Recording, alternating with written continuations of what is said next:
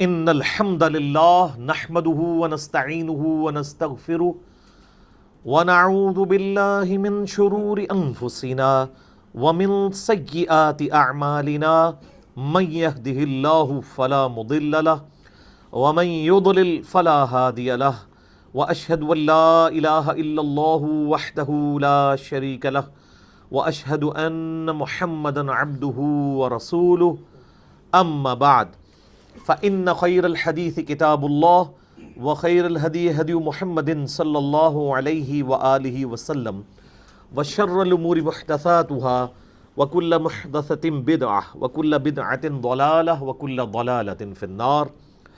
أعوذ بالله السميع العليم من الشيطان الرجيم من همزه ونفخه ونفثه. بسم الله الرحمن الرحيم. رب اشرح لي صدري ويسر لي امري واحلل عقدة من لساني يفقهوا قولي. بسم الله الرحمن الرحيم. ان الله وملائكته يصلون على النبي يا ايها الذين امنوا صلوا عليه وسلموا تسليما. اللهم صل على محمد وعلى ال محمد كما صليت على ابراهيم وعلى ال ابراهيم انك حميد مجيد. اللهم بارك على محمد وعلى آل محمد كما باركت على إبراهيم وعلى آل إبراهيم إنك حميد مجيد. اللهم ربنا آتنا في الدنيا حسنة وفي الآخرة حسنة وقنا عذاب النار. لا إله إلا أنت سبحانك إني كنت من الظالمين. حسبنا اللہ ونعم الوکیل ولا حول ولا قوة الا باللہ العلی العظیم. یا حی یا قیوم برحمتک استغیث ربنا آتنا من لدنک رحمتا وہیئ لنا من امرنا رشدا. الحمدللہ آج 21 اپریل 2019 کو سنڈے کے دن قرآن کلاس نمبر 322 میں اللہ کا نام لے کر آج ہم انشاءاللہ پارہ نمبر 29 شروع کرنے جا رہے ہیں. ہماری یہ قرآن کلاسز کا سلسلہ جو اکتوبر 2010 میں شروع ہوا تھا آلموسٹ 8.5 سال کے بعد 29ویں پارے تک پہنچنے میں کامیاب ہوا ہے الحمدللہ.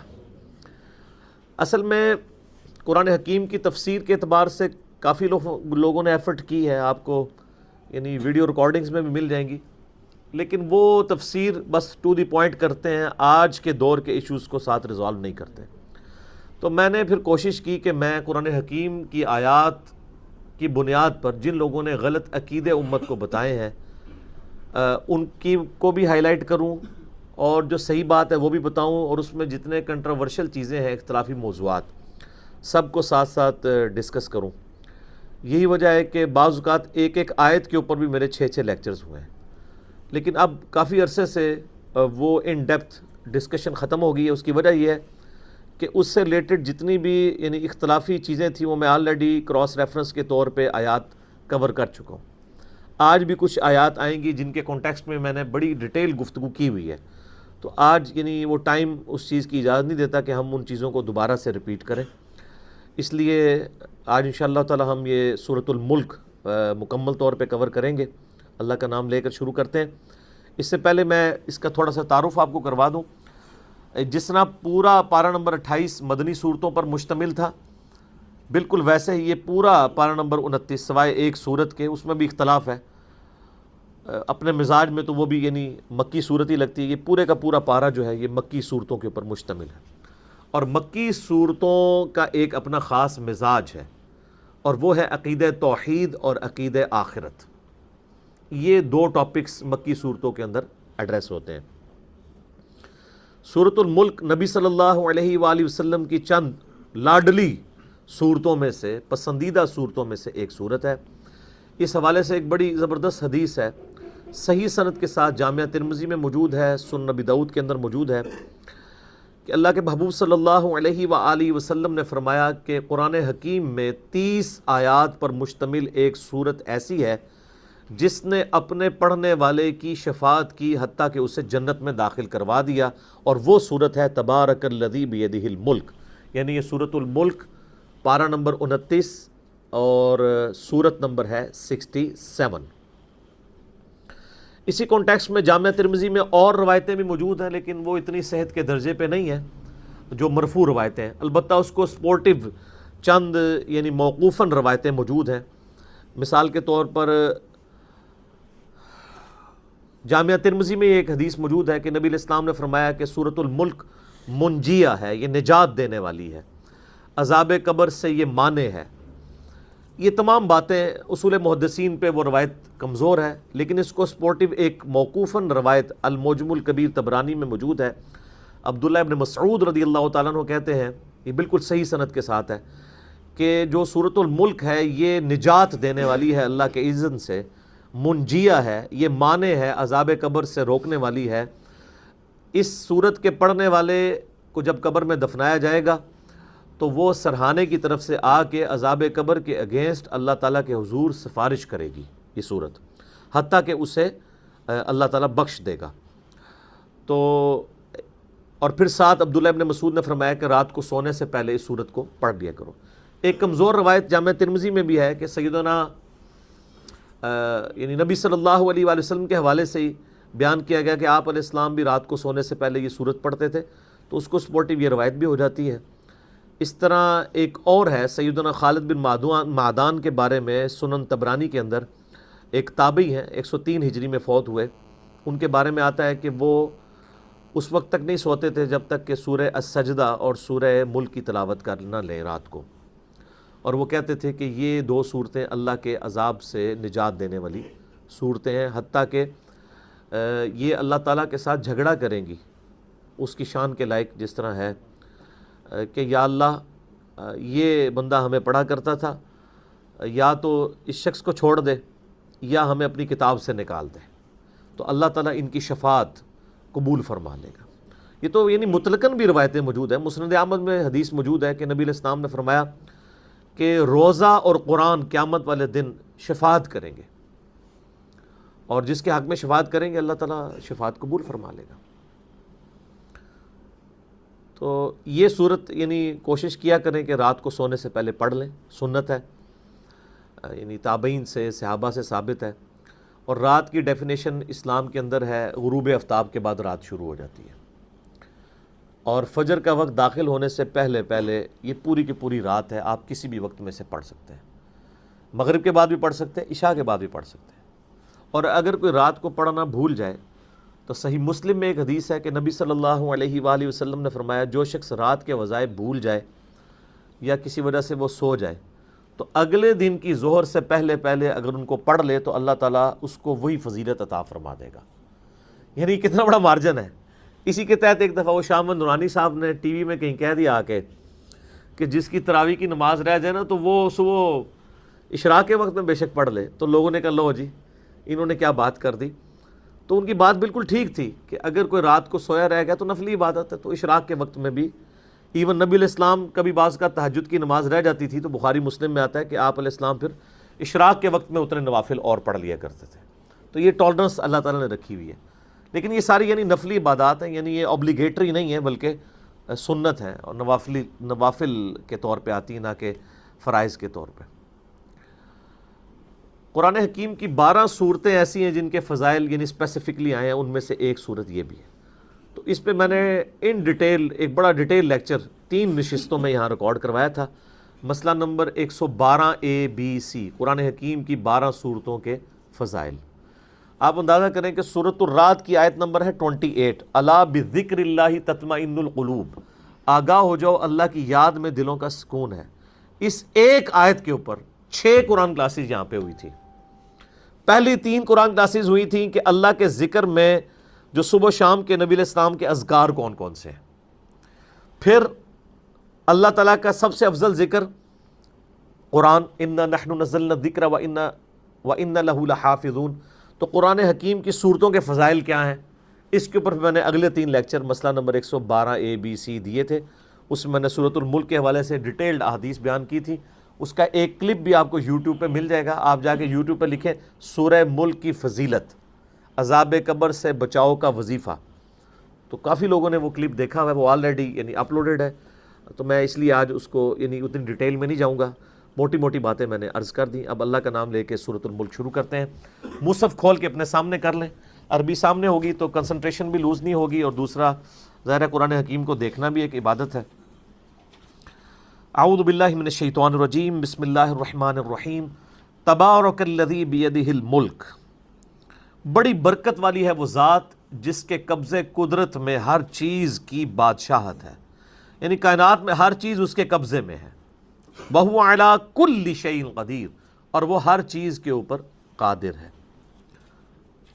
ہر چیز اس کے قبضے میں ہے اور ہر چیز کے ساتھ کچھ بھی کرنے پر وہ قادر ہے.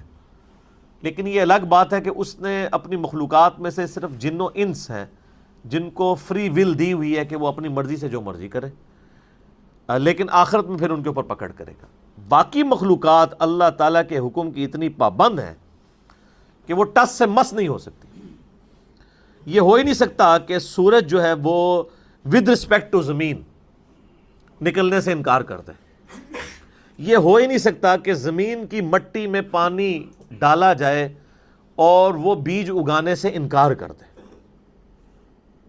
یہ ہو ہی نہیں سکتا کہ آپ آگ جلائیں اور آگ جلانے سے انکار کر دیں. یہ سب کے سب فزیکل فینومینا آف نیچر اللہ تعالیٰ کے انتہائی محکم قوانین ہیں. البتہ اللہ تعالیٰ اپنے پیغمبروں کے لیے معجزے کے طور پر کبھی اس رول کو توڑنا چاہے وہ الگ بات، لیکن جنرل رول یہی ہے کہ یہ اللہ تعالیٰ کے محکم قوانین ہیں. یہ فزیکل فینومینا آف نیچر اتنے محکم ہے کہ انہی کے بنیاد کے اوپر پھر سائنٹیفک جو ڈسکوریز اور پھر سائنٹیفک جو انوینشنز ہیں وہ پاسبل ہوئی ہیں. ادروائز اگر فورس آف بوائنسی جو ایئر کے اندر یا سمندر کے پانی میں ایگزسٹ کرتی ہے، یہ کسی دن کرے کسی دن نہ کرے، تو پھر بحری جہاز تو آپ نہیں چلا سکتے سمندر میں، اور پھر پریڈکٹ بھی نہ کر سکیں کہ آج سمندر کا پانی بحری جہاز کو قوت اچھال فورس آف بوائنسی دے گا یا نہیں دے گا، تو آپ یہ شیڈول بھی نہ بنا سکتے. تو یہ سائنٹیفک انوینشنز اسی لیے پاسبل ہوئی ہیں کہ فزیکل فینومینا آف نیچر بڑے محکم ہیں، یہ اس طرح نہیں ٹوٹتے ہیں. ویسے آپ کسے کہانیوں میں جتنے مرضی ان کو توڑتے رہے کہ فلانے بابے نے ایسا کرتا، فلانے نے ایسا کرتا، تو وہ بھی اب خیر پرانی باتیں ہو گئی ہیں. اب کوئی بابا کچھ نہیں کر سکتا. اس کی وجہ ہے کہ پہلے بھی بابے کرتے کچھ نہیں تھے، بابوں کی سٹوریاں لکھنے والے لکھ دیا کرتے تھے. تو اب اگر کوئی آپ کے سوچیں کہ کوئی کلیم کرے تو سب سے پہلے تو میڈیا پہنچے گا نا، آؤ نہیں ٹھیک ہے جی. تو یہ صرف ان لوگوں کے دعوے ہوتے ہیں، ایسے پاسبل نہیں ہوتا. اللہ نے دنیا کو بقدر ایفرٹ رکھا ہوا ہے. یہ دنیا کی ساری چیزیں کوشش کے ساتھ جڑی ہوئی ہیں.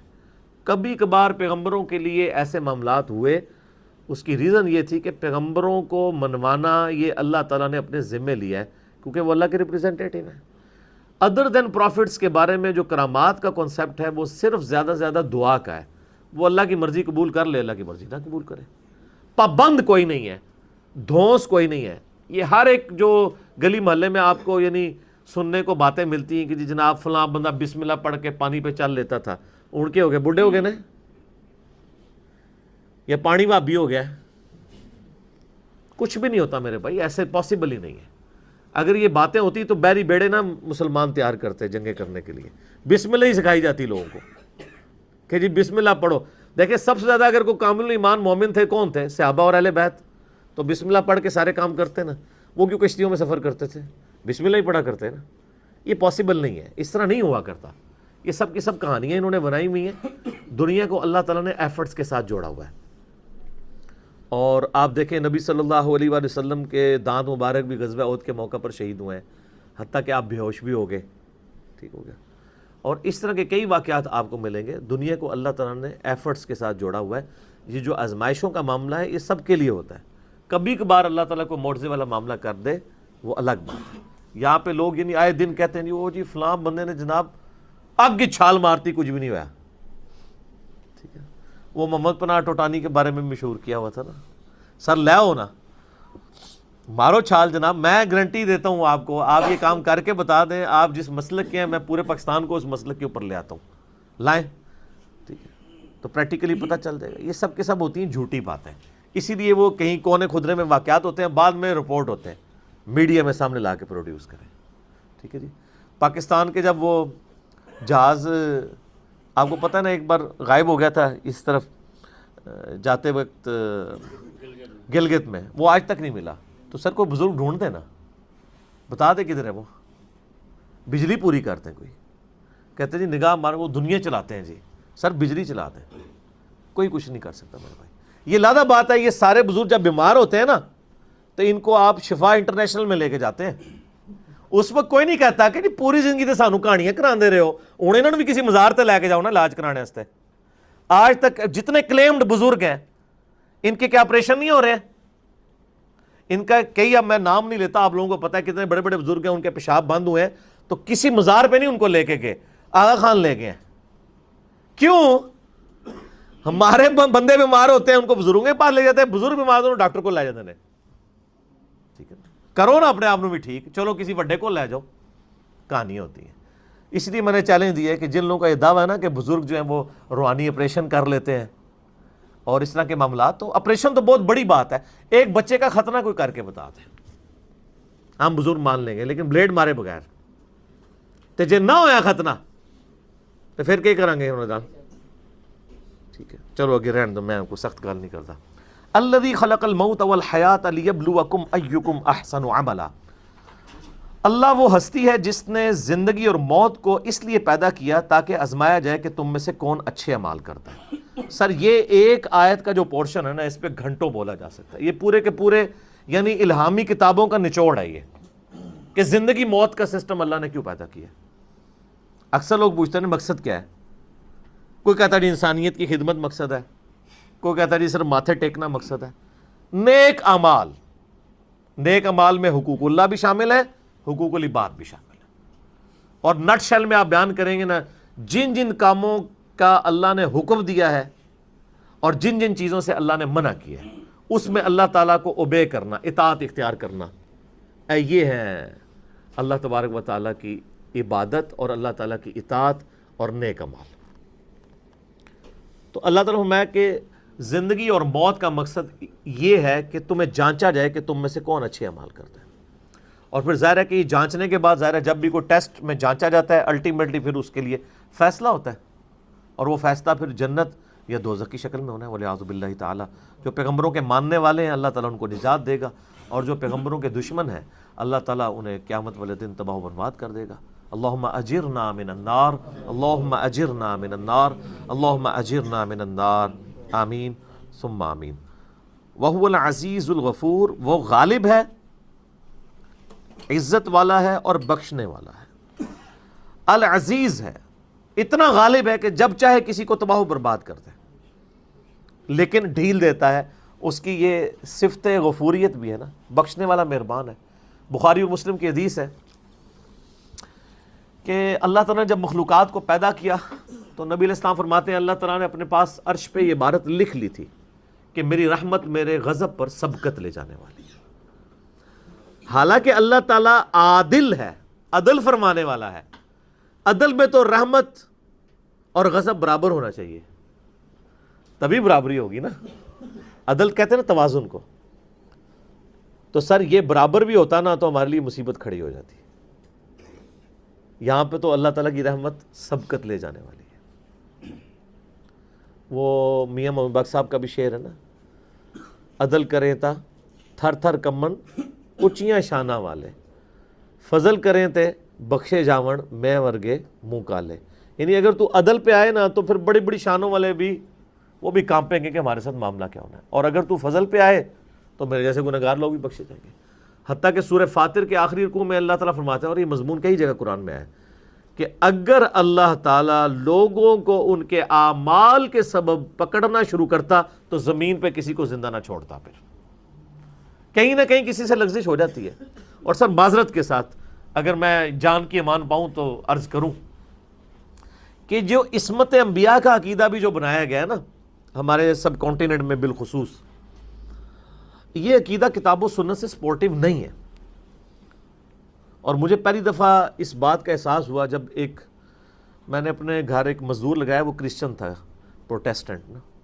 تو میں نے اس سے ایک دن تھوڑا ریلیجن پہ ڈسکشن کی تو مجھے کہنے لگا جی آپ انبیاء کو معصوم مانتے ہیں؟ میں نے کہا ہاں جی. تو وہ کہنے لگے ہم تو انبیاء کو معصوم نہیں مانتے. تو میں نے کہا کیوں؟ کہتا جی تورات میں بھی انجیل کے اندر بھی انبیاء کی غلطیوں کا بیان ہوا ہے، تو کیا قرآن میں نہیں ہوا ہوا؟ میں نے کہا یار ہوا تو ہوا ہے۔ تو کہتا سر آپ نے کبھی سوچا نہیں ہے کہ یہ معصومیت کا عقیدہ پھر نکالا کہاں سے ہے؟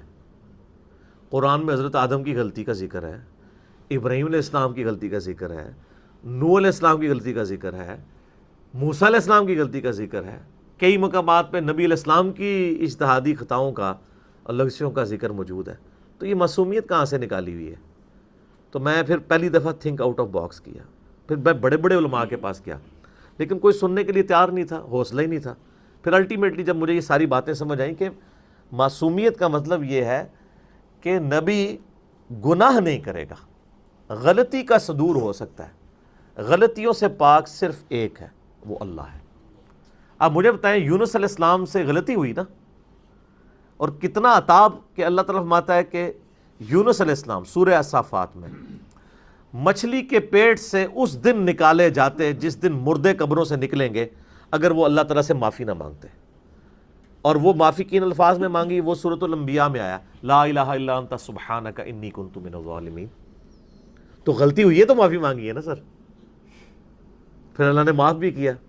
پھر اللہ میں کذالک ننجی المؤمنین، ہم اہل ایمان کو بھی اس طرح معاف کریں گے اگر ہماری طرف کوئی متوجہ ہو۔ تو اس میں حضرت یونس علیہ السلام نے امت کو ایک عقیدہ دیا ہے، لا الہ الا انت سبحانک،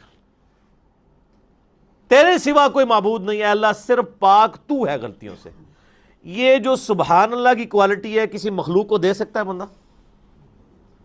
مخلوق میں تو عیب ہے، مخلوق کا سب سے بڑا عیب موت ہے۔ سر موت عیب ہے، ہم اپنے آپ کو موت سے آزاد نہیں کر سکتے۔ اللہ نے یہی تو پھر وہ سخت جواب اینٹی وینم اور پھکی کے طور پہ عیسائیوں کو کہا ہے نا سورۃ المائدہ کی آیت نمبر 17 میں، کہ تم کہتے ہو جیزس کرائسٹ جو ہے یہ خدا ہے، اگر اللہ ارادہ کرے عیسیٰ اس کی ماں سب کو ہلاک کر دے، اللہ کو کون پوچھ سکتا ہے؟ اللہ کا کوئی کیا بگاڑ لے گا؟ اور یہی بات اس صورت میں ہمارے نبی علیہ السلام کے بارے میں بھی آ جائے گی، قُلْ أَرَأَيْتُمْ إِنْ أَهْلَكَنِيَ اللَّهُ وَمَن مَّعِيَ أَوْ رَحِمَنَا فَمَن يُجِيرُ الْكَافِرِينَ مِنْ عَذَابٍ أَلِيمٍ۔ اے نبی تم فرماؤ کہ اگر اللہ اور میرے ساتھیوں کو ہلاک کر دے، ہم بھی کسی اکڑ میں نہیں ہیں، تو تم کس کھاتے میں ہو اللہ کی نافرمانیوں کے معاملے میں؟ ہم تو خود ڈرتے ہیں۔ تو نبی علیہ السلام کے بارے میں کم از کم قرآن میں 3 دفعہ یہ آتا ہے، قُلْ إِنِّي أَخَافُ إِنْ عَصَيْتُ رَبِّي عَذَابَ يَوْمٍ عَظِيمٍ۔ اے نبی آپ فرما دیجئے میں تو خود ڈرتا ہوں اس بات سے کہ بالفرض اگر میں نے بھی اپنے رب کی نافرمانی کی تو بڑے دن کا عذاب مجھے بھی آ پکڑے گا۔ سر تو یہ پھر میں نے بڑی دلیری کر کے میں نے یہ ساری آیات احادیث کے ذریعے نا 2 نشستوں میں ایک لیکچر ریکارڈ کروایا، مسئلہ 88A اور 88B، عصمت انبیاء کے عقیدے پہ شبہات کا تحقیقی جائزہ۔ یہ نام میں نے ذرا یعنی سمجھ لیں تقیۃً ہی رکھا ہوا تھا۔ نام کیا رکھا ہے؟ عصمت انبیاء کے عقیدے پہ شبہات کا تحقیقی جائزہ، یعنی عصمت انبیاء کے عقیدے پہ جو وسوسے آتے ہیں نا ان کو دور کرنا، لیکن بتایا اس میں یہ کہ وسوسے ٹھیک آ رہے ہیں، آپ کا عقیدہ غلط ہے، عصمت انبیاء کا عقیدہ یہ نہیں یہ والا ہے۔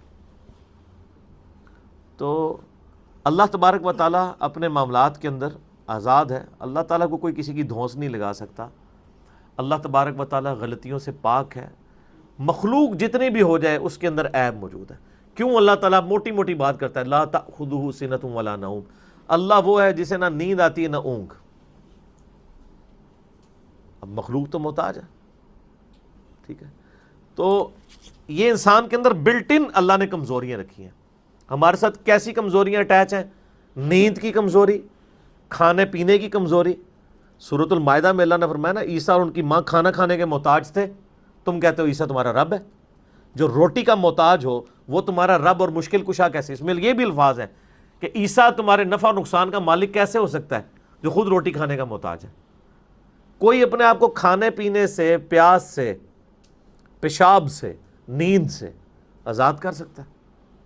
نہیں، اس دنیا میں نہیں کر سکتا۔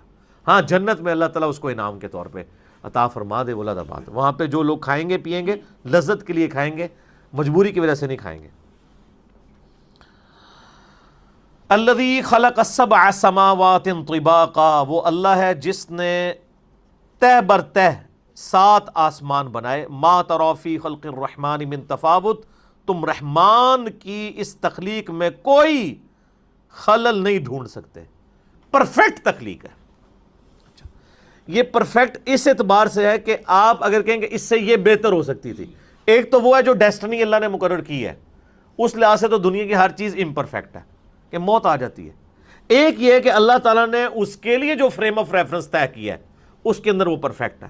یہی وجہ ہے کہ آپ دیکھیں گے کہ کبھی کسی سائنٹسٹ نے یہ نہیں کہا ہوگا کہ یہ جو مگرمچھ ہے نا جی، اس میں یوں نہیں یوں سسٹم ہوتا تو وہ زیادہ بہتر ہوتا. ہمیشہ جتنے اس کے سسٹم ہیں اس کو ڈسکس کریں گے کہ اس میں سسٹم یہ اس لیے رکھا گیا، اگر یہ نہ ہوتا تو یہ ہو جاتا، یہ ہوتا تو یہ ہو جاتا. تو الٹیمیٹلی وہ کیا ڈیسائیڈ کرتے ہیں کہ یہ پرفیکٹ ہے. چاہے وہ اس کو ایوولوشن کے ذریعے کہہ رہے ہوں، گاڈ کو بیچ میں سے نکال بھی دیں، ڈیسائیڈ یہی کرتے ہیں پرفیکٹ ہے. جتنے گیون سرکمسٹانس، وہ جو کمزوریاں وہ تو ہیں نا جی، موت والی کمزوری، بیماری والی کمزوری، وہ اپنی جگہ. جو بنایا ہے اس کو حالات و واقعات کے مطابق پرفیکٹ بنایا. برفانی ریچھ بنایا نا تو سر اس کو کھال دی ایسی کہ وہ سردی کے اگینسٹ اپنا بچاؤ کر سکے. اچھا آپ کو پتہ ہے کہ جو سمندر، یہ ہمارے سمندر تو گرم سمندر ہیں، جو ٹھنڈے سمندر ہیں جیسے اٹلانٹک ہے، اس کے اندر بھی مچھلیاں زندہ رہتی ہیں کیونکہ برف صرف اوپر جمتی ہے، نیچے 4 ڈگری سینٹی گریڈ کا ٹیمپریچر رہتا ہے. ورنہ اگر یہ برف نیچے تک جم جائے تو مر جائیں ساری مچھلیاں. تو اللہ تعالیٰ نے اس نظام کو کس طریقے سے بیلنس کیا ہوا ہے. ہر چیز بیلنس کی ہوئی ہے، لیکن وہ بیلنس اپنی کمزوریوں کے ساتھ ہے. یعنی یہ کوئی نہیں ہو سکتا کہ کوئی مچھلی اپنے آپ کو پانی سے آزاد کر لے، یا کوئی جاندار جو زمین کے اوپر ہے وہ آکسیجن سے اپنے آپ کو آزاد کر لے. یہ اس کے اندر کمزوری ہے. خدا کی زندگی کے لیے آکسیجن ضرورت نہیں ہے کیونکہ خدا کی کمزوری نہیں ہے. ہمارے لیے آکسیجن ضرورت ہے. ہم 3 منٹ سے زیادہ اپنا سانس نہیں روک سکتے. یہ کمزوری ہے ساری. تو جنت میں یہ ساری کمزوریاں ختم. کیوں؟ صحیح بخاری میں آتا ہے نا کہ موت کو مینڈے کی شکل میں لا کے جنت اور دوزخ کے درمیان قتل کر دیا جائے گا، اور جنتیوں کو کہا جائے گا خوشخبری اب موت نہیں آئے گی، اور دوزخیوں کو کہا جائے گا تمہارے لیے کہ اب ہلاکت ہے کہ موت نہیں آئے گی. اللہ تبارک و تعالیٰ نے انسان کو جنت میں پہنچتے ہی وہ کوالٹیز عطا فرما دینی ہے کہ جو انسان یہاں دنیا میں خواہش رکھتا ہے، جو ادھر کبھی بھی پوری نہیں ہونی ہے. نیور. تو اللہ ماتا ذرا آسمان، یہ اب متشابہات ہیں کہ 7 آسمان کے ہیں. ابھی تو ہم پہلے آسمان تک ہی نہیں پہنچے سر. ابھی تو ہم نیچے کی گلیکسیز جو ہیں وہ ہم اربوں میں گن رہے ہیں، اور ہر گلیکسی میں اربوں سورج گن رہے ہیں. وہ آپ میرا مسئلہ نمبر 60 دیکھ لیں، ہو از اللہ. اور ابھی یہ پچھلی ویک کو یہ بلیک ہول کے اوپر میری ایک ویڈیو کلپ ریکارڈ ہوا ہے، اس کے اندر بھی میں نے اس کے اوپر ڈسکشن کی ہے. یہ تو علیحدہ سے ایک ٹاپک ہے. تو یہ تو متشابہات ہیں. بہرحال اللہ تعالیٰ ہمارا جتنی مخلوق تمہیں نظر آ رہی ہے نا، اس میں تم کوئی عیب اس حوالے سے تلاش کرو کہ جو اس کو گیون سرکمسٹانسز دیے نا اس سے بہتر کوئی معاملہ ہو سکتا تھا. یعنی کوئی شخص یہ کہے کہ انسان کا یہ ناک ادھر کی بجائے ادھر ہوتا تو بہت خوبصورت لگتا، یا یہ 2 آنکھوں کی بجائے 1 آنکھ ادھر ہوتی تو بڑی خوبصورت لگتی. کوئی اس طرح کا عیب نکال کے بتاؤ. ناٹ ایٹ آل. اللہ اکبر. فرجع البصر، پھر نگاہ اٹھا کے دیکھ. ہل تری من فطور، تجھے کوئی رخنا دکھائی دیتا ہے اس پرفیکشن کے اندر؟ ثم ارجع البصر کرتین ينقلب الیک البصر خاسئا وهو حسیر. بار بار نگاہ اٹھا کے دیکھتا رہ، تیری نگاہ ناکام ہو کر تیری ہی طرف لوٹ آئے گی اس حال میں کہ تھکی ماندی ہوگی. تجھے اللہ کی مخلوق کے اندر کوئی عیب نظر اس حوالے سے نظر نہیں آئے گا. ان گیون سرکمسٹانسز کے ساتھ جو عیب اٹیچ ہیں وہ تو اٹیچ ہے. جو بنا دیا ہے نا انسان کو کہ اس کے معدے کا نظام، اس کے دل کا نظام، اس سے پرفیکٹ کوئی سوچ نہیں سکتا. نباتات کا ہو جائے، اس طریقے سے گلیکسیز کا ہو جائے، اس سے بہتر کوئی سوچ نہیں سکتا. وَلَقَدْ زَيَّنَّا السَّمَاءَ الدُّنْيَا بِمَصَابِيحَ، وہی اللہ ہے، بے شک اس نے زَيَّنَّا السَّمَاءَ الدُّنْيَا بِمَصَابِيحَ، آسمان دنیا کو جو ہے وہ سجا دیا ہے، آراستہ کر دیا ہے چراغوں سے، یعنی ستاروں کے ساتھ. اس کے لیے اب چونکہ قرآن لٹریچر کی بک ہے نا، تو تمثیل اس طرح دی جاتی ہے کہ اس کو سجایا ہوا ہے. حقیقت بات ہے کہ اگر آسمان پہ ستارے نہ ہوتے تو آسمان کی اٹریکشن ختم۔ رات کو کوئی آسمان کی طرف دیکھتا؟ اس کا ثبوت یہ ہے کہ آپ جب بند کمرے میں ہوتے ہیں اندھیرے کے اندر، کوئی شخص اپنے گھر کی چھت دیکھ رہا ہوتا ہے، اس وقت کوئی اٹریکشن ہی نہیں ہے۔ البتہ اگر چھت کے اوپر زیرو کا کوئی بلب لگا ہوا ہو تو آپ بار بار اس کی طرف دیکھتے ہیں۔ ایک اللہ نے انسان کی انسٹنکٹ میں چیز ڈالی ہے نا۔ تو اللہ تعالیٰ نے آسمان دنیا کو ستاروں کے ساتھ مزین کر دیا۔ وَجَعَلْنَاهَا رُجُومًا لِلشَّيَاطِينِ، اور انہیں شیطان کو مار بھگانے کا ذریعہ بھی بنایا ہے۔ وَأَعْتَدْنَا لَهُمْ عَذَابَ السَّعِيرِ، اور جو قیامت کا دہکتی آگ کا عذاب اللہ نے وہ تو تیار کر رکھا ہے۔ دنیا میں بھی شیاطین کے لیے ان سٹارز سے ان کے اوپر میزائل داغے جاتے ہیں۔ شہاب ثاقب میٹرائٹس کے اوپر بھی میرا ایک یوٹیوب پہ کلپ ہے، قرآن حکیم میں دوسری جگہ اس کا نام بھی آ گیا ہے، پارہ نمبر 26 میں، کہ شہاب ثاقب ہیں وہ، یعنی آپ سمجھ لیں پتھر ہیں جو داغے جاتے ہیں ان شیاطین کے اوپر جو اللہ تعالیٰ کی جو لمیٹڈ باؤنڈریز ہیں ان کو کراس کرنے کی کوشش کرتے ہیں۔ سائنٹسٹ اس کی کوئی بھی ریزن بیان کریں لیکن ایک حد تک جاتے ہیں۔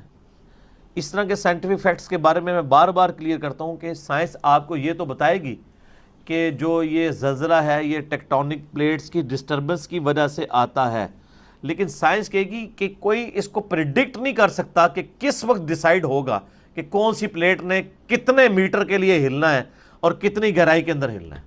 وہ کہتے ہیں جی یہ فزیکل فینومینا آف نیچر ہے، تو آپ اسے پریڈکٹ کر کے بتائیں فزیکل فینومینا آف نیچر ہے۔ وہ کہتے ہیں یہ فزیکل فینومینا آف نیچر ہے، اس کے اوپر وہ جاتے ہی نہیں ہے، وہ خود ول آف گاڈ ہوتی ہے، اس کے لیے ظاہری اسباب کوئی بھی ہو، الٹیمیٹلی جب بھی آپ کسی چیز کو ڈیپ ڈگ کریں گے نا تو ول آف گاڈ نکلے گی۔ شہاب ثاقب بھی وہ کہتے ہیں جی یہ ستاروں سے پتھر ٹوٹتے ہیں، وہ زمین کی طرف آتے ہیں، چونکہ زمین کے ارد گرد آپ کو پتہ ہے ایٹماسفیئر ہے، اتنی سپیڈ سے جب ایٹماسفیئر سے گزرتے ہیں تو ایٹماسفیئر کی فرکشن کی وجہ سے ان میں آگ بھڑک اٹھتی ہے اور الٹیمیٹلی وہ پھر زمین تک پہنچ نہیں پاتے اور راکھ بن جاتے ہیں۔ سر یہ اتنا پرفیکٹ نظام کس نے بنایا ہے؟ ادروائز تو زمین کا آپ کی تباہ برباد ہو گئی ہوتی۔ اور ابھی تو یہ صرف میٹرائٹس کی بات ہو رہی ہے، جو ہارمفل ریز آ رہی ہیں سورج سے اور باقی سیاروں سے، ستاروں سے، جن کو ارتھ میگنیٹک فیلڈ کنٹرول کرتی ہے۔ ارتھ کی بھی میگنیٹک فیلڈ ڈسٹرب ہو جائے نا تو زمین کے اوپر جو ہے وہ کوئی مخلوق رہ نہیں سکتی ہے، اتنی ہارمفل ریز آتی ہیں جو ریپیل ہو جاتی ہیں اس کی وجہ سے۔ اربوں میں سے چند ایک ریز نیچے آتی ہیں، باقی سب واپس چلی جاتی ہیں۔ پھر کئی ایسی چیزیں جو اوزون لیئر کی وجہ سے فلٹر ہو جاتی ہیں، یعنی ایک پوری ایک فیلڈ ہے۔ لیکن سب کے پیچھے God is the only explanation of all the physical phenomena in this universe۔ یہ ساری چیزیں اگر اوزون لیئر سے پوچھا جائے کہ سر لیئر صاحب یہ سب کچھ آپ کے اندر جو کوالٹیاں آپ نے خود رکھی ہیں اس کو تو پتہ بھی نہیں ہوگا، اور مرغی کو تو پتہ ہی نہیں ہے کہ اس کے پیٹ میں انڈا بنتا کیسے ہے، تو مرغی نے انڈا کہاں سے دے دیا؟ انڈا اللہ نے دلوایا ہے۔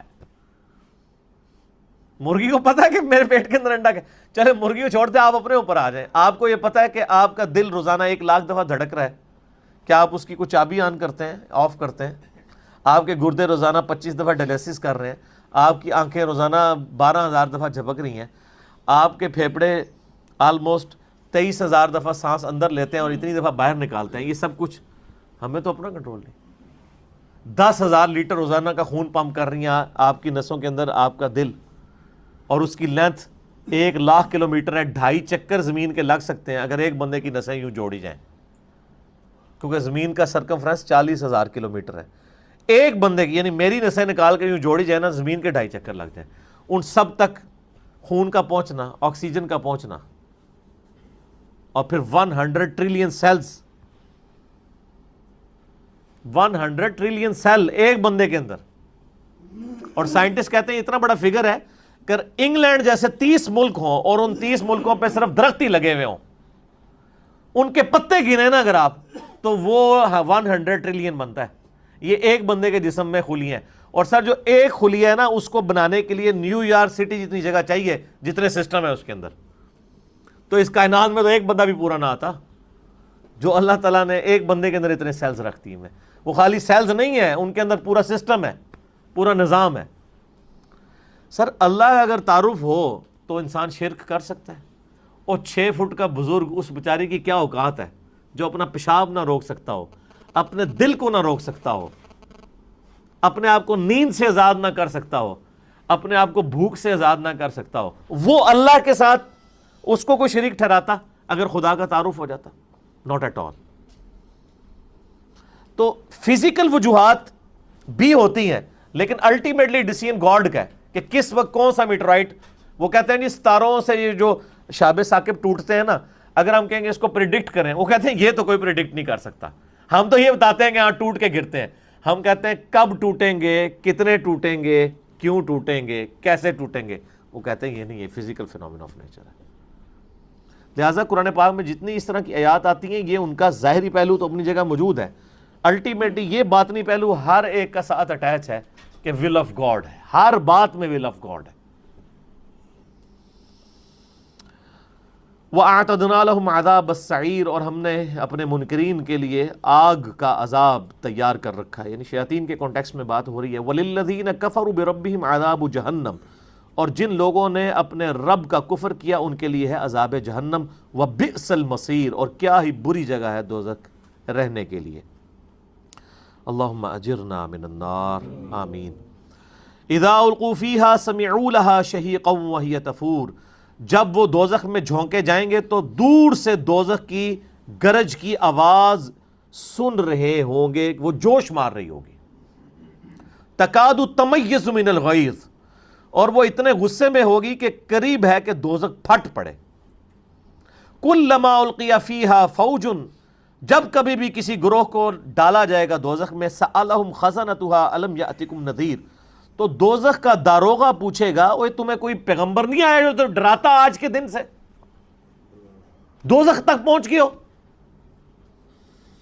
سورہ قاف میں تو یہاں تک آتا ہے نا کہ ہم دوزخ کو جب بھریں گے تو دوزخ کہے گی یا اللہ اور خوراک دے مجھے، یعنی جس طرح ایک وحشی قسم کا آپ سمجھ لیں ریچھ ہو یا ایک بھوکا بھیڑیا ہو، اس کے سامنے آپ بکری ڈالیں چھوٹی سی، وہ کہے گا اور۔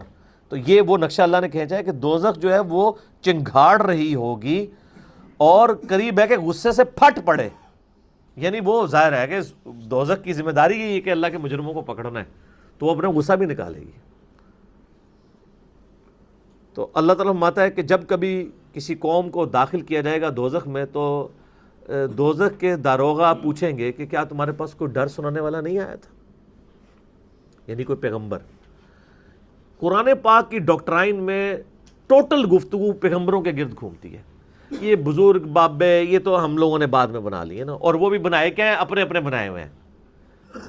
پیغمبر سانجا ہے۔ قرآن آپ جہاں سے ہی پڑھ کے دیکھیں نا، دوزخ کا ذکر آئے گا تو فرشتے کیا پوچھ رہے ہوں گے، کوئی پیغمبر آیا تھا تمہارے پاس؟ بابا جی نہیں، پیغمبر۔ پورے کا پورا دین پیغمبروں کے ساتھ چلتا ہے۔ بابے تو ہر ملک کے اپنے، ہر فرقے کے اپنے، ہر علاقے کے اپنے، اور ایک کا بابا دوسرے کا دجال۔ یہ بھی ذہن میں رکھے سر، بابے تو سانجے ہو ہی نہیں سکتے۔ ایک کہتا ہے مجدد دین ملت، دوسرا کہتا ہے مجدد دین بدعت ہے وہ۔ ایک کہتا ہے یہ حکیم الامت ہے، دوسرا کہتا ہے یہ مریض الامت ہے، اور دونوں طرف کروڑوں لوگ ہیں کہنے والے، تھوڑے نہیں ہیں۔ قرآن کی ڈاکٹرائن میں پیغمبر ہیں۔ جب کبھی کسی قوم کو دوزخ میں ڈالا جائے گا تو اس کا داروغہ پوچھے گا، اور اس کا نام آیا ہے سیدنا مالک علیہ السلام، پارہ نمبر 25 کے اندر، کہ بھئی کوئی آیا ہے تمہارے پاس، کوئی پیغمبر نہیں آیا یار؟ قالوا بلا قد جاءنا نذیر، وہ کہیں گے ہاں ہمارے پاس ڈر سنانے والا پیغمبر تو آیا تھا۔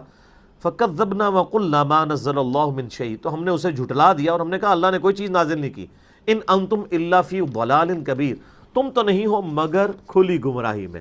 ہم نے پیغمبروں سے ٹکر لے لی۔ ایک تو ڈائریکٹ ٹکر ہے نا کہ ایک بندہ پیغمبروں کے ہونے کا انکار کر دے، اور ایک دوسری ٹکر ہے کہ آپ کو پیغمبر تو ماننا ہے لیکن آپ کی بات کوئی نہیں ماننی۔ اے جہاں مٹھا اگلا کس نے ڈٹھا۔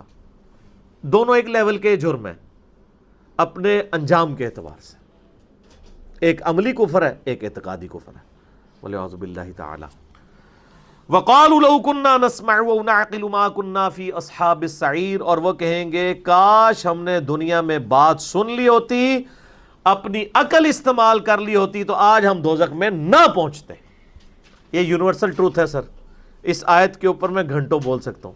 کئی لیکچرز میں نے کراس ریفرنس کے طور پہ اس آیت کو کوٹ کیا ہے کہ دوزخی کہیں گے کاش ہم نے دنیا میں بات سن لی ہوتی اور اپنی عقل استعمال کی ہوتی, آج ہم دوزخ میں نہ پہنچتے. تو ویسے تو دوزخیوں کا کلام ہے نا, صحیح بھی ہو سکتا ہے غلط بھی. اللہ نے اس کو یہیں پہ کل کر دیا. فَاعْتَرَفُوا بِذَنبِهِمْ, انہوں نے اپنے اصلی جرم کا اعتراف کر لیا. اللہ نے بھی مان لیا کہ یہ بات یہ سچی کر رہے ہیں. ویسے تو ہو سکتا تھا نا کوئی شخص یہ کہتا کہ نہیں وہ, یہاں تو لوگ کہتے ہیں نا عقل دے جڑے نا وہ عشق دے چلے نمبر لے گئے, عقل والے ہیں انجے ہی عمرہ گالیاں. قرآن بالکل الٹ بات کر رہا ہے. قرآن کہہ رہا ہے عقل والے نمبر لے گئے جنہوں نے اپنی عقل استعمال کی.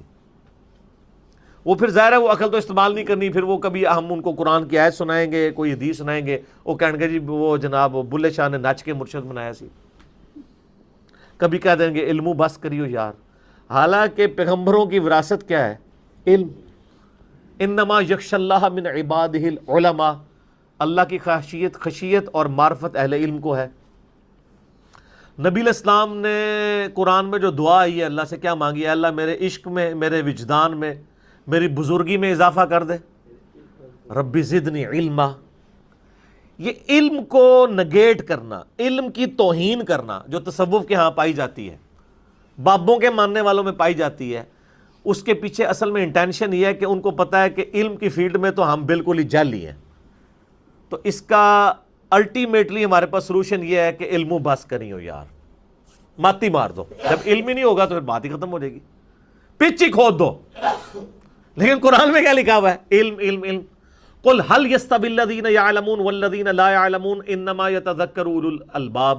اے نبی علیہ السلام فرما دو کہ علم والے اور بغیر علم والے برابر نہیں ہو سکتے. نصیحت تو نہیں حاصل کرتے مگر علم والے, عقل استعمال کرنے والے. قرآن کی ڈاکٹرائن الگ ہے اور ہمیں جو سب کانٹیننٹ میں دین بگاڑ کے پیش کیا گیا وہ الگ ہے. قرآن تو کہتا ہے عقل استعمال کرنی ہے, بات سننی ہے. یہاں لوگ کیا کہتے ہیں جی دوسرے کی بات نہیں سننی, آپ گمراہ ہو جاؤ گے. اللہ تعالیٰ فرما رہا ہے, اور کافروں نے بھی یہی کیا تھا نا, وقال الذین کفروا لا تسمعوا لهذا القرآن. کافر کہتے ہیں اس قرآن کو مت سنا کرو. والغوا فیہ لعلکم تغلبون. اور جب قرآن کوئی پڑھ رہا ہو نا شور مچا دیا کرو, اس کے علاوہ کوئی اور ذریعہ نہیں کہ تم غالب آ سکو. اور آپ دیکھیں آج بھی اگر قرآن کے نام پہ کوئی سچائی کی دعوت اٹھتی ہے نا تو لوگ کیا ڈیمانڈ کرتے ہیں؟ اینو سننا نہیں. ہم تو اس سے گزر رہے ہوتے ہیں, اوہ انجینئر نہیں سننا. اور انجینئر صاحب ایڈے بولے نے وہ کہتے ہیں سارے نو سنو تو پھر سانو بھی ذرا سنو, پھر تمہیں پتہ لگے گا فرق کی ہے. جو ڈرپوک ہے نا وہ یہی کہیں گے کسی کو آپ نے میرے علاوہ کسی کو نہیں سننا. اور جس کو اپنی سچائی کے اوپر اعتماد ہوگا وہ کہے گا سر آپ ہمیں سنیں, اس کے بعد باقیوں کو سنیں. جتنا باقیوں کو سنیں گے نا اتنا ہماری سچائی کے اوپر آپ کو یقین آ جائے گا کہ باقی ساری کہانی ہے. یہ تو بات سچی ہے. اچھا پھر اللہ تعالیٰ سورہ الانعام میں فرماتا ہے انما یستجیب الذین یسمعون. حق بات تو صرف وہ لوگ قبول کرتے ہیں جو بات سن لیتے ہیں. والموتى یبعثهم اللہ ثم الیہ یرجعون. اور جو مردے ہیں وہ تو قیامت والے دن ہی اٹھیں گے. جو دنیا میں بات نہیں سنتا اللہ نے کہا ہے وہ مردہ ہے. آپ کہتے ہیں زندہ ہے, اللہ کہتا ہے وہ مردہ ہے. جو بات سنتا نہیں ہے, کیونکہ سنے گا تو کان میں پڑے گی تو بات پھر آگے چلے گی نا. یہاں ہر بندے نے اپنا فریم آف ریفرنس سیٹ کیا ہوا ہے کہ جی یہ بات کریں گے, تے ساڈے نال گل نہیں کرنی جی, تسی اس مجتمع میں گل سننے سے بھی تیار نہیں ہے. تو یہی تو کافر بھی کرتے تھے. اور آپ دیکھ لیں اللہ نے فرمایا دوزخیوں کا اصل جرم کیا ہے؟ وقالوا لو كنا نسمع او نعقل. کاش ہم نے دنیا میں بات سنی ہوتی, عقل استعمال کی ہوتی, آج ہم دوزخ میں نہ ہوتے. فاعترفوا بذنبہم, انہوں نے اعتراف کیا ہے اپنے اصلی جرم کا. فسحقا لاصحاب السعیر, لیکن پھٹکار ہو ان دوزخیوں کے اوپر. اچھا اب اعتراف کر دیے تو اللہ تعالیٰ کہ یار ایک چانس ہے ہوں واپس ٹور جاؤ نا, چانس ختم ہونا چاہیے نا. چلو اعتراف کر لیا ہے اور سمجھ لگ گئی ہے. اس لیے میں کہتا ہوں سر دنیا کا سب سے خطرناک جوا جو ہے نا یہ زندگی ہے. ادھر اس کے تو چانس ہی کوئی نہیں ہے. جو ہار گیا وہ ہار گیا, جو جیت گیا وہ جیت گیا. اللہ اکبر. ان الذین یخشون ربہم, سائملٹینیس کنٹراسٹ آ رہا ہے. بے شک جو لوگ ڈرتے ہیں اپنے رب سے بالغیب, بغیر اس کو دیکھے, لہم مغفرت و اجر کبیر، ان کے لیے ہے مغفرت اور اجر کبیر، بڑا اجر۔ یعنی خدا کو بغیر دیکھے ماننا ہے۔ ویسے تو خدا ہی صرف نظر نہیں آ رہا، باقی خدا کی کوالٹیز تو نظر آ رہی ہیں سر۔ ہر چیز میں آپ کو نشانیاں موجود ہیں خدا تک پہنچنے کی، ہر چیز کے اندر۔ تو لیکن اللہ تعالیٰ نے پردہ ایسا ڈال دیا ہے کہ ان چیزوں کو فزیکل فنامنا کے ساتھ جوڑ دیا ہے کہ انسان کو تصور بھی نہیں آتا کہ کسی کے کرنے سے ہو رہا ہے۔ یہ لوگ سمجھتے ہیں یار بچپن سے ہم دیکھ رہے ہیں بیج بوتے ہیں تو پودا نکلتا ہے، تو نکلتا ہے نا۔ کسی سے پوچھے کیوں نکلتا ہے، وہ کہتے ہیں دیکھیں نا جی، مٹی میں جب بیج ڈالا جاتا ہے تو وہ پانی اوپر سے پڑتا ہے نا جی بارش کا، جب تو زمین میں وہ دانہ پھوٹتا ہے نا جی، تو اس میں سے نکل آتا ہے۔ اور سر یہ کس طرح ہو رہا ہے؟ یہ دانہ آپ سونے کے اندر پھینکے تو نہیں پھوٹتا، جو سب سے پریشیس دھات ہے، اور بے قدر مٹی میں سے پھوٹتا ہے۔ کیوں؟ الٹیمیٹلی جب ڈیپ ڈگ کریں گے تو کہیں گے یار ایسا ہی ہوا کرتا ہے۔ سر اسی میں تو قیامت چھپی ہے کہ ایسا ہی کیوں ہوا کرتا ہے، کسی نے اس کی ڈیسٹنی مقرر کی ہوئی ہے۔ تو وہ اللہ تعالیٰ اب سامنے نہیں آتا، ورنہ تو کائنات میں جو کچھ ہو رہا ہے نا معجزہ ہے۔ میں نے پچھلی دفعہ بتایا کہ کائنات میں ہر چیز معجزہ ہے، لیکن ہم اکثر معجزات کے عادی ہو چکے ہیں۔ اگر کسی شخص نے انڈے میں سے چوزا نکلتے ہوئے نہ دیکھا ہو نہ سنا ہو، اور اس کو یہ بتایا جائے کہ سر یہ جو آپ اتنے عرصے سے مرغیاں اتنے شوق سے کھا رہے ہیں یہ اس انڈے میں سے نکلتی ہیں، وہ کبھی بھی ماننے کے لیے تیار نہیں ہوگا۔ وہ کہے گا یہ تو لیسدار مادہ اس میں سے کیسے بن سکتا ہے؟ تو ہم ہر معجزے کے عادی ہو چکے ہیں۔ بے شک جو لوگ اپنے رب سے ڈرتے ہیں بغیر دیکھے، ان کے لیے ہے مغفرت اور بڑا اجر۔ وَأَسِرُّوا قَوْلَكُمْ أَوِ اجْهَرُوا بِهِ، تم اپنی بات آہستہ کرو یا بلند آواز سے۔ إِنَّهُ عَلِيمٌ بِذَاتِ الصُّدُورِ، بے شک وہ تو سینوں کے چھپے ہوئے رازوں کو بھی جاننے والا ہے۔ اللہ تعالیٰ کو کسی کی نیت کو چیک کرنا، اس کے عمل کو چیک کرنا، یہ اس چیز کا محتاج نہیں ہے کہ وہ اونچی گفتگو کر رہا ہے یا آہستہ کر رہا ہے، وہ پردے میں کر رہا ہے یا سامنے آ کے کر رہا ہے۔ وہ تو انسان کے اندر کی جو دل میں آنے والے خیالات، دماغ میں آنے والی سوچ کو بھی جاننے والا ہے۔ اب بڑی زبردست آیت آ رہی، الا یعلم من خلق، کیا وہ ہی نہ جانے گا جس نے تمہیں پیدا کیا ہے؟ وَهُوَ اللَّطِيفُ الْخَبِيرُ، اور وہ تو بڑا باریک بین ہے، خبردار ہے۔ یعنی کسی بھی دنیا میں بھی آپ دیکھ لیں، یہ گھڑی ہے، گھڑی تو ہم پہنتے ہیں، ٹائم دیکھتے ہیں، بہت انفارمیشن ہے اس کے بارے میں، لیکن سب سے زیادہ انفارمیشن اس کے پاس ہوگی جس نے اس گھڑی کو بنایا ہے، اس کو ڈیزائن کیا ہے، اس میں گیئرز کا سسٹم رکھا ہے، پھر ان کو ایک مینیجبل فارم میں جوڑا ہے، پھر سیل لگائی ہے اس کو واٹر پروف کرنے کے لیے، اس کو جوڑا ہے۔ سب سے زیادہ نالج اس کے پاس ہوگا۔ تو اللہ تعالیٰ ہمارا کہ جب ہم تمہارے دل کے حال کو بھی جاننے والے ہیں، تو اس پہ اللہ تعالیٰ اپنا یونیورسل ٹروتھ دے رہا ہے، الا یعلم من خلق، کیا وہی نہ جانے گا جس نے پیدا کیا ہے؟ یعنی کائنات میں تمہیں اگر کوئی سب سے زیادہ جان سکتا ہے تو وہ جانے گا جس نے تمہیں پیدا کیا ہے۔ سورہ نجم میں آیا نا کہ وہ تو تمہیں اس وقت سے جانتا ہے جب کہ تم ایک ایمبریو کی شکل میں تھے۔ تو اپنے آپ کو نہ کہا کرو کہ میں بہت نیک ہوں، وہ جانتا ہے تم میں سے کون پرہیزگار ہے۔ ٹھیک ہے، انسان کی کیا اوقات ہے؟ اللہ اکبر۔ هو الذی جعل لکم الارض ظلولا فامشوا فی مناکبها، وہی اللہ ہے جس نے زمین کو نرم کر دیا ہے تاکہ تم اس میں اطمینان سے چلو اس کے راستوں پر۔ وَكُلُوا مِن رِزْقِهِ، اور کھاؤ اس میں سے جو رزق تمہارے لیے اس نے پیدا کیا ہے۔ وَإِلَيْهِ النُّشُورُ، اور اسی کی طرف تم کو اٹھ کر جانا ہے۔ دیکھیں اس زمین سے اللہ نے انسان کو اٹھایا، اس زمین کو خوراک کا ذریعہ بنایا، اس زمین میں ہی لوٹائے گا۔ چاہے آپ قبر کے اندر پہنچ جائیں، چاہے آپ کو جلایا جائے، راکھ پھر زمین میں ہی جائے گی، آپ ایئر کریش میں ختم ہو جائے آپ زمین میں ہی آگے ختم ہوں گے، آپ سمندر میں ڈوب جائیں آپ زمین میں ہی ختم ہو رہے ہیں۔ جو کچھ ہے اسی زمین کے اندر ہی ہونا ہے، اور اسی زمین سے اس نے تمہیں اٹھانا ہے۔ أَأَمِنْتُم مَّن فِي السَّمَاءِ أَن يَخْسِفَ بِكُمُ الْأَرْضَ فَإِذَا هِيَ تَمُورُ، کیا تم بے خوف ہو گئے اس ہستی سے جو آسمانوں میں ہے کہ وہ تمہیں زمین میں غرق کر دے اور زمین تھر تھر کانپنے لگے؟ یعنی اللہ تعالیٰ سے بے خوف ہو کہ اگر اللہ تعالیٰ نافرمانی کے سبب چاہے تو تمہیں زمین میں دھسا سکتا ہے۔ ام امنتم من فی السماء ان یرسل علیکم حاصبا، یا تم بے خوف ہو گئے اس ہستی سے جو آسمان میں ہے کہ وہ بھیج دے آسمان سے تم پر پتھر، بارش کی جگہ پتھر کا برساؤ کر دے تم پہ، فَسَتَعْلَمُونَ كَيْفَ نَذِيرٌ، تب تمہیں پتہ چل جائے گا کیسا ہوا میرا ڈر سنانا۔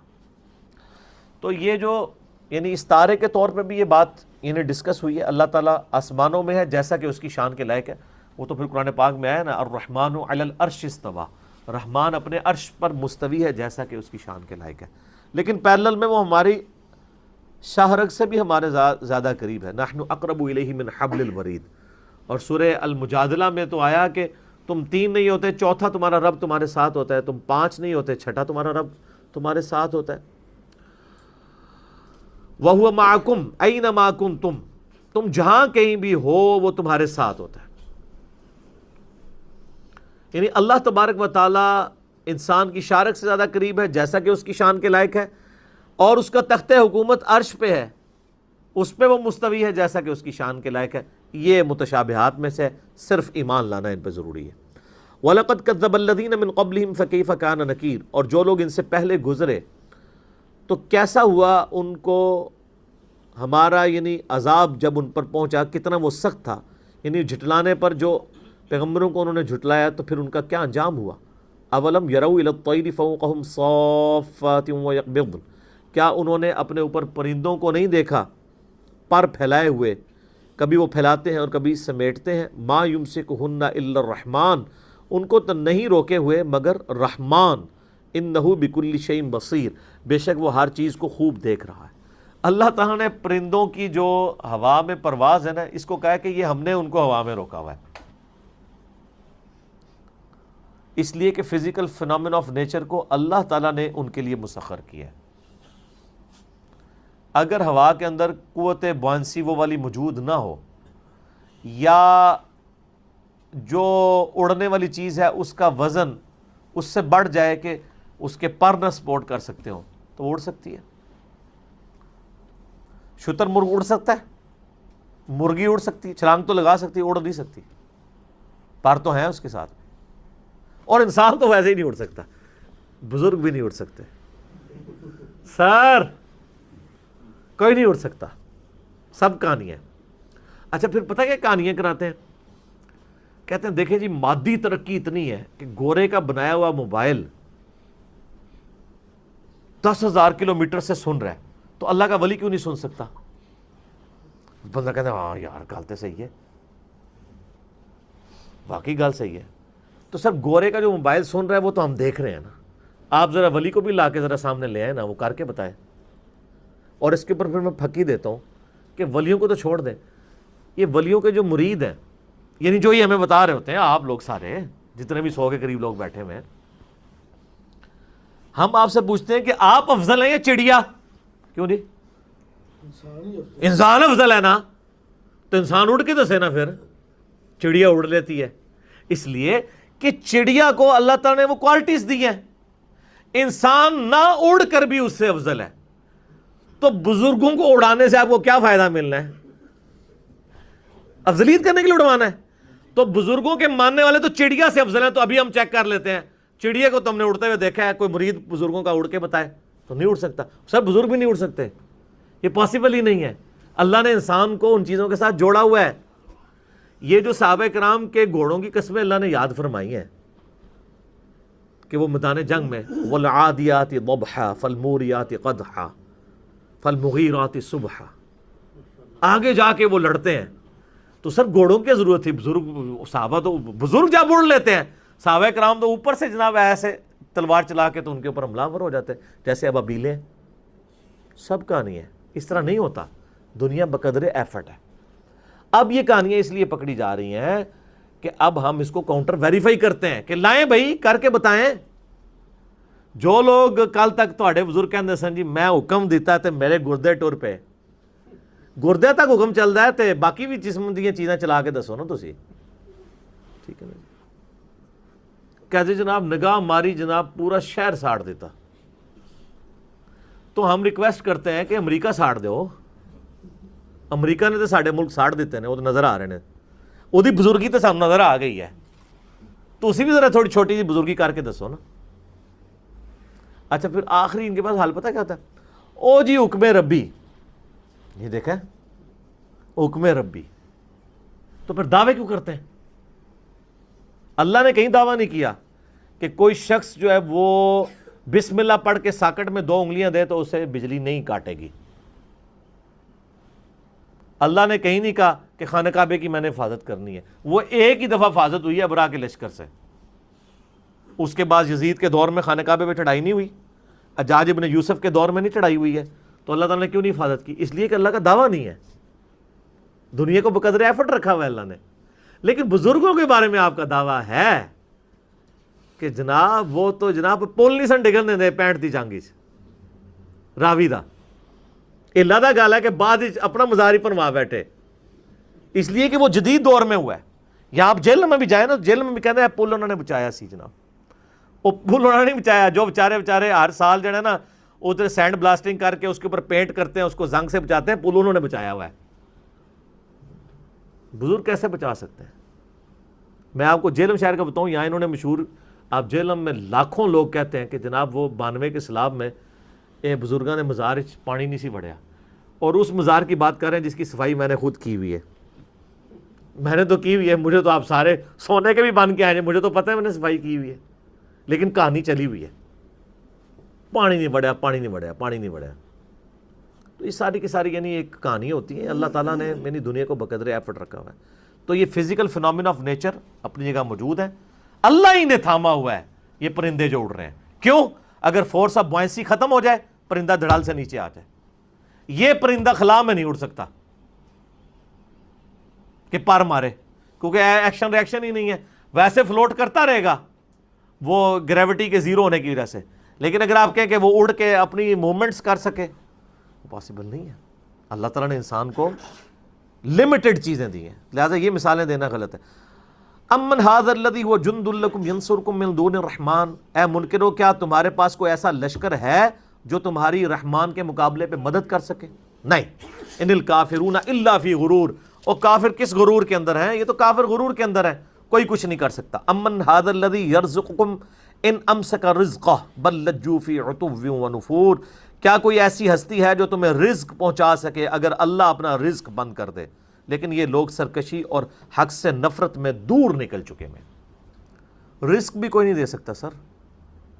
اچھا آپ نے اکثر یعنی آج چونکہ بزرگوں کا ذکر خیر ہو ہی رہا ہے، آپ نے کتنا سنا ہوا جی وہ کہتے ہیں جی وہ فلاں بزرگ ہیں جناب، دیکھیں وہ ہزاروں لوگوں کو پال رہے ہیں، وہ کتوں پال رہے ہیں؟ آج چندہ دینا تسی بند کر دو، میں تکنا پال کے دس دینے، اس مزار دی صفائی بھی نہیں ہونے لگی۔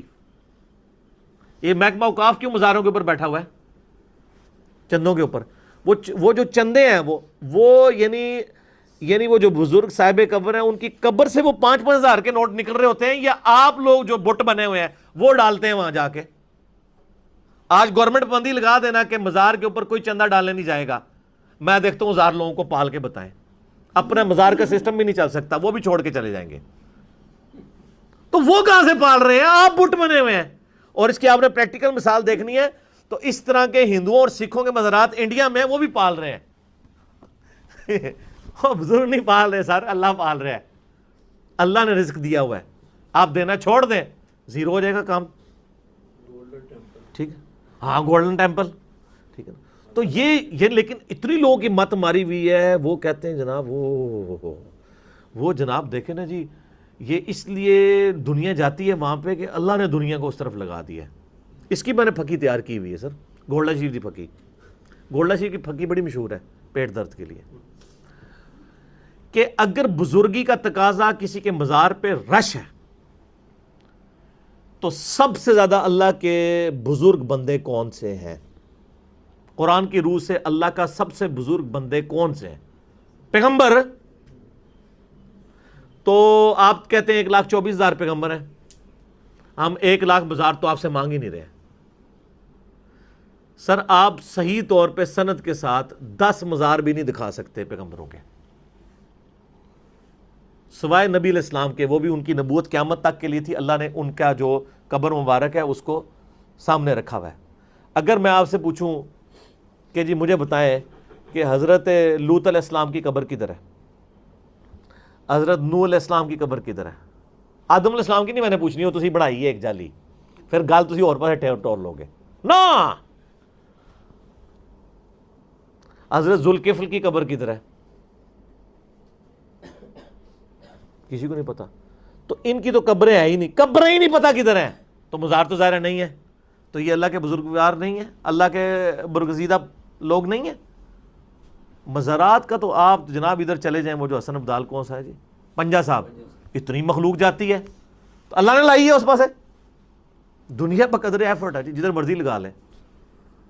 اور سر میں آپ کو جیلوں میں بتا سکتا ہوں کہ ایسے بھی مزارات موجود ہیں، پوری زندگی ان لوگوں نے کپڑے نہیں پہنے ہیں، نماز تو خیر کبھی انہوں نے سوچی بھی نہیں، ان کو آتی بھی نہیں تھی، تو مر گئے ہیں، تو پیچھے لوگوں نے ان کے بازار بنا دیے ہیں، اور وہاں پہ لوگ بنتے ہیں، مرادوں کے لیے جا رہے ہیں، اور وہاں پہ ایک ٹھیا چل پڑا ہے. جس بندے نے پوری زندگی خود نماز نہیں پڑھی، اس کے پاس لوگ جا کے ادھر جا کے ان کے مزار پہ دعائیں کر رہے ہیں. تو اس طرح ایک ٹرینڈ، اسی لیے قرآن پاک میں آتا ہے یہ چند نام ہے جو تم نے اور تمہارے آباء و اجداد نے رکھ لیے ہیں. حضرت یوسف علیہ السلام نے بھی کہا تھا افمن یمشی مکبا علی وجہہ اہدی امن یمشی سویا علی صراط مستقیم، کیا وہ شخص جو منہ کے بل گرتا پڑتا چلا جا رہا ہے وہ اس شخص کی مانند ہو سکتا ہے جو سیدھے راستے پر چل رہا ہے؟ ہائے ہائے ہائے، سیدھا راستہ کون سا ہے؟ پیغمبروں کا، اہدنا الصراط المستقیم صراط الذین انعمت علیہم، راستہ ان لوگوں کا جن پہ تیرا انعام ہوا. راستے ان لوگوں کے نہیں ہیں. ایک کہنا قوالی رام ہے، دوسرا کہنا قوالی جائز ہے، کہتے نہیں دو اللہ تک ہی راستے جانتے ہیں. نہ، قرآن تو کہتا ہے ایک راستہ ہے، اور وہ محمد رسول اللہ کا راستہ ہے صلی اللہ علیہ وآلہ وسلم. قل هو الذی انشأکم وجعل لکم السمع والابصار والافئدة قلیلا ما تشکرون، اے نبی فرما دیجئے جس نے تمہیں پیدا کیا، تمہارے لیے کان، آنکھیں اور عقل، دل ہو یا دماغ بنائے، تم اس کا تو بہت ہی کم شکر ادا کرتے ہو. اس آیت میں بھی گھنٹوں بولا جا سکتا ہے. اللہ تعالیٰ نے یہ جو 3 انسٹرومنٹ انسان کو دے دیے نا جی، آنکھ، کان اور عقل، یہ پوری کی پوری اس وقت جو سائنس آپ کو نظر آ رہی ہے نا سر، ٹھیک ہے، یہ لادہ بات ہے، کسی رحمت اللہ علیہ کا بنائی ہوئی نہیں ہے. یہ نہ بجلی کسی رحمت اللہ علیہ نے دریافت کی ہے، وہ فیراڈے نے کی تھی ہے. زمین سے پیٹرول سر ایڈون نے نکالا ہے، کسی رحمت اللہ علیہ نے نہیں نکالا. یہ اتنی جتنی بڑی سائنٹیفک آپ کو ترقی نظر آ رہی ہے، یہ ساری کی ساری ترقی اللہ تعالیٰ نے ان 3 انسٹرومنٹ سے کروائی ہے، کان، آنکھیں اور عقل. کان سے آپ پرانا پریویس نالج حاصل کرتے ہیں، آنکھ سے آپ آبزرو کر کے مزید نالج حاصل کرتے ہیں، اور اپنی عقل کو استعمال کر کے آپ ایک سٹیپ اور طے کر لیتے ہیں. قل هو الذی ذرأکم فی الارض والیہ تحشرون، اے نبی فرما دیجئے اسی نے تم کو پھیلا دیا ہے اس زمین میں، قیامت والے دن تم اسی کے پاس جمع کیے جاؤ گے.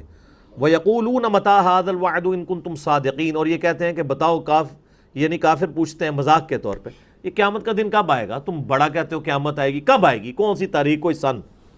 اللہ اس کا جواب ہی نہیں دیتا. قُلْ إِنَّمَا الْعِلْمُ عِندَ اللَّهِ، اے نبی فرما دو کہ اس کا علم تو اللہ کے پاس ہے. لیکن وہ کہتے ہیں نہیں، وہ کہتے ہیں قیامت کا علم تو نبی علیہ السلام کے پاس بھی ہے، یہ ہو ہی نہیں سکتا اللہ نے نہ دیا ہو. سر پوری پوری کتابیں لکھی ہوئی ہیں، قرآن بالکل واضح بتا رہا ہے. وَإِنَّمَا أَنَا نَذِيرٌ مُبِينٌ، اور میری ڈیوٹی تو صرف ڈر سنانا ہے کھلا. یعنی مجھے اللہ نے یہ نہیں بتایا کہ میں یہ بتاؤں کہ فلاں تاریخ کو قیامت آ رہی ہے تو اس سے پہلے تیاری کر لو، نہیں، میں نے یہ کہنا بھائی موت کا کوئی وقت، بلکہ بخاری مسلم حدیث ہے جو مر گیا اس کی قیامت قائم ہو گئی. بڑی قیامت تو جب آنی ہے نا، انسان کو اپنے موت کا وقت ہی نہیں پتا. فَلَمَّا رَأَوْهُ زُلْفَةً سِیئَتْ وُجُوهُ الَّذِینَ کَفَرُوا، جب قیامت آئے گی، یہ جب اللہ کے منکر اسے آتا ہوا دیکھیں گے تو ان کے چہرے بگڑ جائیں گے. چہرے تو ظاہر بگڑ جانے ہیں نا، جس کو کہتا ہے رنگ فک ہو جانا، کوئی یار یہ کیا، جو دھمکیاں تھیں وہ ہو گیا. وَقِیلَ هَٰذَا الَّذِی كُنْتُمْ بِهِ تَدَّعُونَ، اور پھر کہا جائے گا کہ چکھو، یہ ہے وہ جس کا تم سے وعدہ کیا گیا تھا، تم دنیا میں اس کو ہلکا جانتے تھے نا. قُلْ أَرَأَيْتُمْ إِنْ أَهْلَكَنِيَ اللَّهُ وَمَن مَّعِيَ أَوْ رَحِمَنَا فَمَن يُجِيرُ الْكَافِرِينَ مِنْ عَذَابٍ أَلِيمٍ. اے نبی فرما دو کہ بالفرض اگر اللہ مجھے ہلاک کر دے اور میرے سارے ساتھیوں کو ہلاک کر دے تو کافروں تم کس خیال کے اندر ہو، تمہیں اللہ کے عذاب سے کون بچائے گا؟ یہ سمجھانے کے لیے بات ہے کہ ہم بھی اپنے معاملات کے اندر محتاج ہیں اللہ تعالیٰ کے. میں اور میرے ساتھی جو اللہ کو رسپانس کر رہے ہیں، ہم بھی اپنے رب سے اتنا ڈرتے ہیں کہ اگر اللہ تعالیٰ ہمیں ہلاک کر دے، اللہ کے مقابلے پہ ہمیں کوئی چھڑوا نہیں سکتا، تو کافرو تم کس چیز کی اکڑ میں ہو؟ اللہ اکبر۔ قل هو الرحمن آمنا به وعلیہ توکلنا، اے نبی الاسلام فرما دیجئے کہ رحمان ہے وہ جس پہ ہم نے توکل کیا، اسی پہ ہم ایمان لائے، اسی پہ توکل اختیار کیا۔ فستعلمون من هو فی ضلال مبین، ان قریب تمہیں پتہ چل جائے گا کون کھلی گمراہی میں ہے۔ تم ہمیں گمراہ کہہ رہے ہو نا، مرتے ہی پتہ چل جائے گا کون گمراہی میں ہے۔ قل ارائیتم ان اصبح ماؤکم غورا، اے نبی الاسلام فرما دیجئے بھلا بتاؤ تو کہ اگر صبح کے وقت زمین میں پانی اپنی تہ کے اندر چلا جائے، فمن یأتیکم بماء معین، تو کون سی ہستی ہے جو پانی اوپر لے آئے جو تمہاری نظروں کے سامنے چل رہا ہو؟ یعنی اللہ تعالیٰ کو کسی شخص کو تباہ و برباد کرنے کے لیے اس چیز کی حاجت نہیں ہے کہ اللہ تعالیٰ کوئی آسمان سے کوئی چنگھاڑ بھیجے یا کوئی طوفان بھیج دے، نہیں، صرف یہ پانی جو ہے نا یہی زمین کے اندر چلا جائے نا تو کوئی نہیں اسے نکال سکتا۔ ویسے میں پھر اب یہ بات کرتا ہوں کہ آپ کو پتا ہے کہ اسلام آباد کے اندر واٹر ٹیبل جو ہے وہ آلموسٹ 200 فٹ سے بھی زیادہ نیچے جا چکا ہے، کئی جگہوں پہ 300 فٹ ہے، کوئٹہ میں تو 800 سے 1000 فٹ تک جا چکا ہے۔ پانی کتنا یعنی کم ہو رہا ہے۔ جو لوگ یہ سمجھتے ہیں کہ کوئی بزرگ نگاہ مار کے پانی نکال سکتا ہے تو سر نکال کے بتا دیں، ایک تو غریبوں کا بھلا بھی ہو جائے گا۔ وہ ویسے ہی کہتے ہیں نا بزرگ بڑے لجپال ہوندے نے، غریب نواز ہوندے نے، کرو نا، کوئی کنٹریبیوشن آپ کو نظر آ رہی ہے؟ دہشت گردی میں یہ ملک جھونک دیا گیا، ہمارے کتنے ملک تباہ و برباد ہو گئے۔ عراق تباہ کر دیا کافروں نے، افغانستان برباد کر دیا، شام کو برباد کر دیا، فلسطین پہ جو ظلم ہو رہے ہیں، تو یہ بزرگ ہمارے کس دن کام آنے ہیں؟ کچھ کر کے بتا دیں۔ ہمارے یعنی ایک درس میں کبھی کبھار آتے ہیں بھائی، بڑے کٹر بزرگوں کے ماننے والے تھے، وہ خود بتانے لگے، کہتے ہیں میں جب عراق کیا، وہ تاڑے ملے دار، کہتے ہیں میں عراق، ان دنوں میں وہ جنگ جاری تھی نا، تو وہ عراق میں انہوں کہتے ہیں میں نے اپنے سامنے کتنے مزارات کو گرتے ہوئے دیکھا ہے امریکن بمباری میں، تو کہتے ہیں اس نے میرا عقیدہ صحیح کر دیا کہ ہم پاکستان بیٹھ کے ان کو پکار رہے ہیں، یہ تو یہاں نہیں اپنا مزار بچا پا رہے۔ کوئی کچھ نہیں کر سکتا میرے بھائی، اس کے اوپر غور یہ بار بار کرنا ضروری ہے۔ اس کی وجہ یہ ہے کہ اس کے بغیر عقیدے کی اصلاح نہیں ہوگی۔ یہ سب چیزیں خدا کے اختیار کے اندر ہیں۔ شرک معاف نہیں ہونا، شرک ایسا معاملہ ہے کہ آپ کو میں ایک بڑا حیران کن جملہ بولوں آپ کے لیے، شرک وہ گناہ ہے جو اللہ بھی چاہے تو معاف نہیں کرے گا۔ اس جملے کو غور کرنا ہے، میں اس کو پروف کرتا ہوں۔ شرک وہ گناہ ہے جو اللہ بھی چاہے تو معاف نہیں کرے گا۔ میں یہ جملہ نہیں بول رہا کہ معاف نہیں کر سکتا، ورنہ آپ فتویٰ لگا دیں گے۔ میں ایک کنٹرول جملہ بول رہا ہوں کہ شرک وہ گناہ ہے جو اللہ بھی چاہے تو معاف نہیں کرے گا۔ کیوں؟ اللہ وہ ہے جو اپنے وعدے کی خلاف ورزی نہیں کرتا، اور جو اپنے وعدے کی خلاف ورزی کر دے وہ خدا نہیں ہے۔ تو اللہ نے قرآن پاک میں یہ طے کر دیا ہے، ان اللہ لا یغفر ان یشرک بہ، اللہ اس گناہ کو کبھی معاف نہیں کرے گا۔ یہ اللہ تعالیٰ نے اپنے اوپر خود واجب کیا ہوا ہے، اور لا تبدیل لکلمات اللہ، اللہ کے کلمات نہیں بدلتے۔ اگر کوئی شخص کہے نا کہ اللہ چاہے تو فرعون کو جنت میں بھیج دے، وہ کافر ہو جائے گا، اور اللہ چاہے تو موسیٰ کو دوزخ میں بھیج دے کیونکہ ان اللہ علی کل شیء قدیر ہے، وہ کافر ہو جائے گا۔ لا تبدیل لکلمات اللہ۔ تو یہ دین کے یعنی آپ رولز کو بھی سمجھنا ہوگا، یہ بہت سینسٹیو معاملہ ہے۔